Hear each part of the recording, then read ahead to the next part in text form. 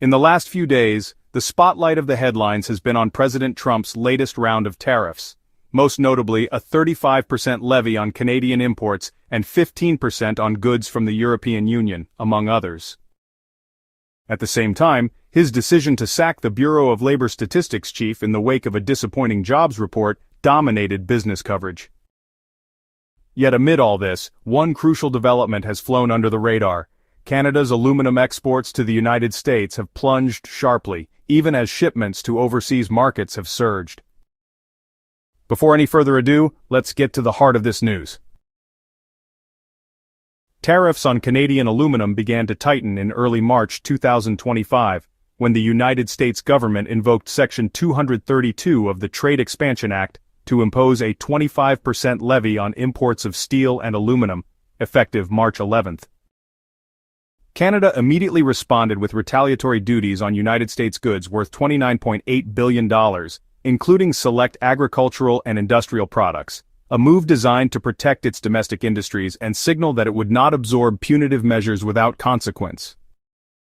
As the spring wore on, American policymakers escalated their stance. In June, the United States administration doubled the tariff on primary aluminum to 50%, explicitly targeting raw metal, and thereby intensifying the pressure on Canadian smelters that had long regarded the United States market as their primary outlet.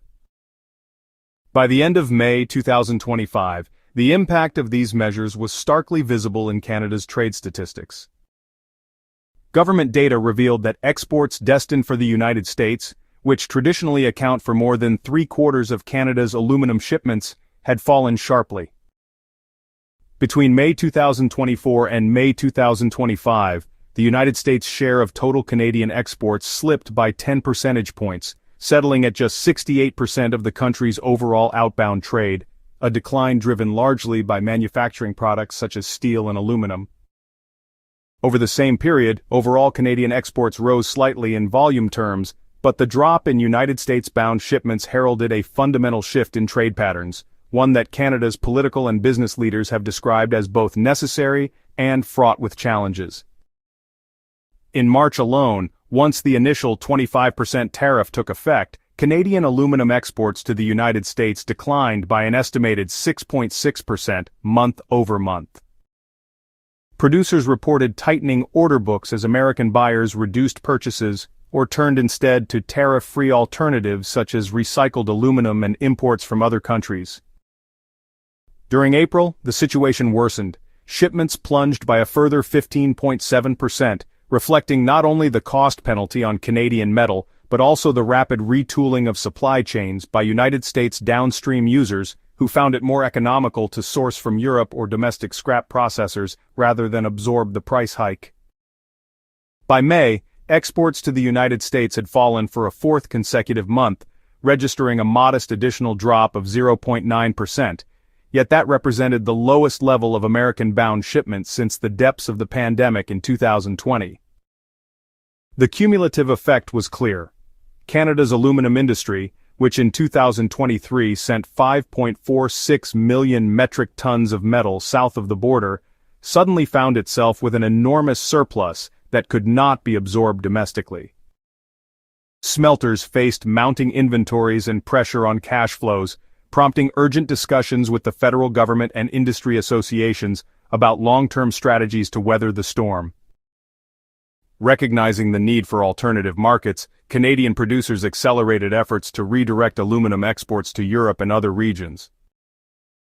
Reports indicated that Alcoa, one of the largest integrated aluminum companies with smelting operations in both Canada and the United States, had already sold over 100,000 metric tons of Canadian primary aluminum to non-U.S. buyers in the first half of 2025, a volume that would have under normal circumstances gone almost entirely to American fabricators.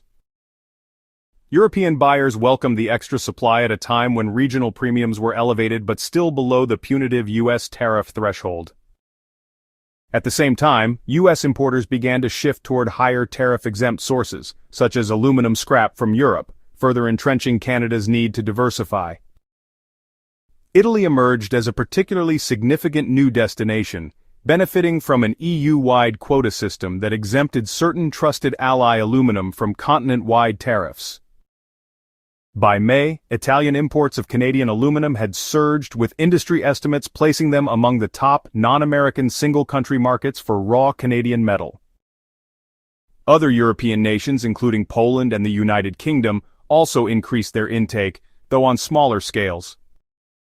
In aggregate, exports to all countries other than the United States grew by 5.7% in May, reaching record highs as Canadian smelters marshaled every available outlet to keep production lines running. North of the Atlantic, Mexico has likewise become a modest but growing market for Canadian aluminum, in part due to its proximity and existing supply chains for North American automotive and packaging applications. Mexican imports climbed from near zero pre-tariffs to several million Canadian dollars worth of aluminum ingots and billets by late spring, according to customs data. While not a sustainable long-term substitute for the vast United States market, this increase provided temporary relief for mid-sized smelters that could adapt their logistics quickly. Domestic reactions in Canada have been twofold.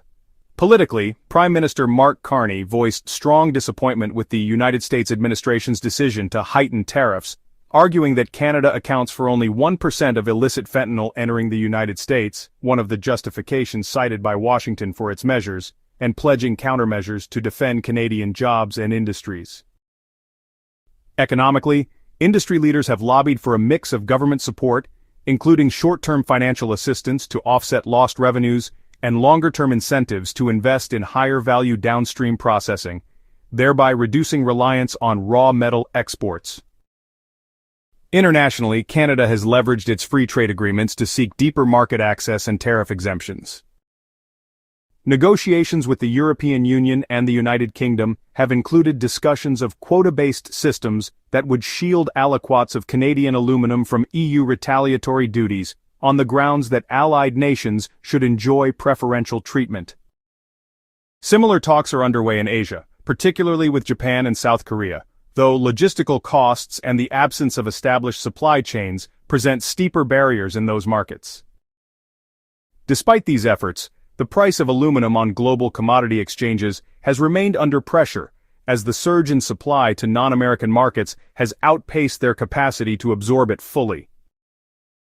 The European duty-paid premium contract on COMEX, which began the year near $370 per metric ton, fell by more than 10% to around $322 by late February, reflecting the influx of Canadian metal. Meanwhile, the U.S. Midwest premium, essential for pricing imports at the Gulf Coast, has climbed but not enough to offset the 50% tariff, leaving Canadian producers in a precarious margin squeeze. Looking ahead, the industry consensus is that the current trade landscape will remain volatile through the second half of 2025. With the most recent U.S. tariff increase from 25% to 35% on July 31st affecting all Canadian goods, now in effect as of August 1st, Canada's aluminum sector faces yet another inflection point. Unless Washington and Ottawa can negotiate targeted exemptions or quota mechanisms akin to those under discussion with Europe, Canadian smelters may be forced to curtail production or shutter older, less efficient plants. Such outcomes would have ripple effects through regional economies in Quebec and British Columbia, where aluminum production remains a critical source of employment. In response, some industry stakeholders are advocating for increased investment in advanced manufacturing and downstream capabilities, such as automotive components and aerospace alloys, which carry higher value and could be more resilient to raw material tariffs. Government programs aimed at fostering innovation in critical minerals processing and green energy integration in smelting operations may provide a pathway to transition from commodity-driven exports toward technology-led growth.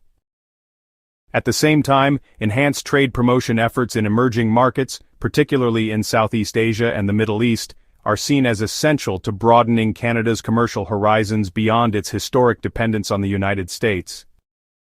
Ultimately, the next chapter for Canadian aluminum will be written through a combination of diplomatic engagement, market diversification, and industry adaptation. While the near-term outlook remains challenged by high tariff barriers and uneven global demand, the structural redirection of Canadian aluminum exports toward Europe, Mexico, and other non-U.S. markets illustrates a recalibration that may, over time, lead to a more balanced and resilient trade profile. Yet with U.S. tariffs now stacked at multiple levels, 25%, then 50% for primary metal, and a final general increase to 35% on all goods, Canadian producers must continue to innovate and advocate for relief if they are to maintain their competitive edge on the world stage. Thank you for watching. As an independent channel, we don't have corporate backing. We rely on your support to keep going. If you found this video valuable, please give it a thumbs up and leave a comment below. It really helps more people find our work. Thank you so much for being part of our community. Check out the next video on your screen. We picked it just for you.